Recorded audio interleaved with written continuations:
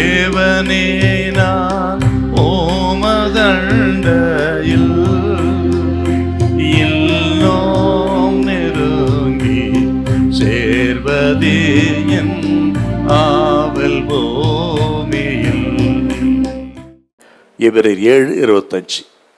மேலும் தமது மூலமாய் தேவனிடத்தில் சேர்கிறவர்களுக்காக வேண்டுதல் செய்யும்படிக்கு அவர் எப்பொழுதும் உயிரோடு இருக்கிறவர் ஆகையால் அவர்களை முற்றுமுடிய ரட்சிக்க வல்லவராயும் இருக்கிறார். ஆண்டவராகிய இயேசு கிறிஸ்து நமக்காக எப்பொழுது அவர் பரிந்து பேசிக் கொண்டிருக்கிறார் என்றால், எப்பொழுதும் இயேசு பிதாவின் வலதுபார்சு வீற்றிருந்து நமக்காக பரிந்து பேசி ஜெபித்துக் கொண்டிருக்கிறார். இந்த பரிந்து பேசி ஜெபிக்கிற ஜெபத்துக்கு, இயேசு கிறிஸ்துவின் பரிந்து பேசி ஜெபிக்கிற ஜெபத்துக்கு அடையாளம் தாங்க இந்த தூபபீடம். எப்படின்னு கேட்டீங்கன்னா, யாத்திரம் 8:8 தலைமுறை தோறும் காலையும் மாலையும் காலையும் மாலையும் தலைமுறை தோறும் தொடர்ந்து தூபபீடத்தில் தூபமிடப்பட வேண்டும். தூபபீடத்தில் நெருப்பு இருக்கணும், கரி நெருப்பு இருக்கணும், அதில் தூபம் போட வேண்டும். இது தொடர்ந்து இருக்கணுங்க. தூபபீடத்தில் தொடர்ந்து நடக்கிற வேலை இது, தூபம் விடுவது என்பது. என்றால் ஆண்டவராக இயேசு கிறிஸ்து மரித்து அடக்கம் பண்ணப்பட்டு 3ஆம் நாள் உயிரோடு எழுந்து பரலோகத்துக்கு போய் பிதாவின் வலதுபார்சு வீற்றிருந்து அவர் தொடர்ந்து நமக்காக பரிந்து பேசி ஜெபிக்கிறார். அந்த பரிந்து பேசி ஜெபத்தை குறிக்கிற அற்புதமான ஒன்று தாங்க இந்த தூபபீடம்.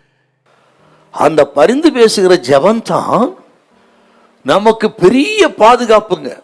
இந்த உலகத்தில் கத்திரி பிள்ளைகளே, விபத்துகள், ஆபத்துகள், கொள்ளை நோய்கள், பில்லிசூனி கட்டுகள், மந்திரவாதம், இப்படி தேவ பிள்ளைகளுக்கு எத்தனையோ ஆபத்துகள், சோதனைகள் தொடர்ந்து இருந்தாலும் இன்றைக்கு நம்ம பாதுகாப்பா இருக்கிறோம் என்று சொன்னால், நமக்காக பிதாவினிடத்தில் நமக்காக மரித்த நமது இரட்சகர் இயேசு அவர் பரிந்து பேசுகிற ஜெபத்தை எடுத்துக் கொண்டிருக்கிறார். ஆகவே தான் நாம் பாதுகாப்பா இருக்கிறோம் என்றால் எத்தனை பெரிய ஒரு ரகசியங்க இது. அப்படி என்றால் நீங்களும் நானும் எத்தனை ஒரு பெரிய பாதுகாப்புக்குரியவர்கள். இந்த கேட்கிற கத்திரி பிள்ளைகளே, மனிதர்களை குறித்தோ சாசின் போராட்டங்களை குறித்தோ, அது எதிர் ஆபத்து விபத்து குறித்து எதை குறிச்சுங்க பயப்படாதிருங்கள். ஆண்டவரின் பாதுகாப்பு நமக்கு இருக்கிறது.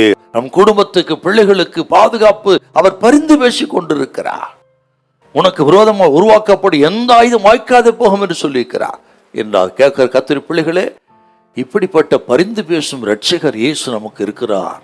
ஆகவே பயப்படாதிருங்கள். தடைகளை உடைப்பார், தேவன் நம்மை ஆசீர்வதிப்பார். ஹல்லேலூயா, ஹல்லேலூயா.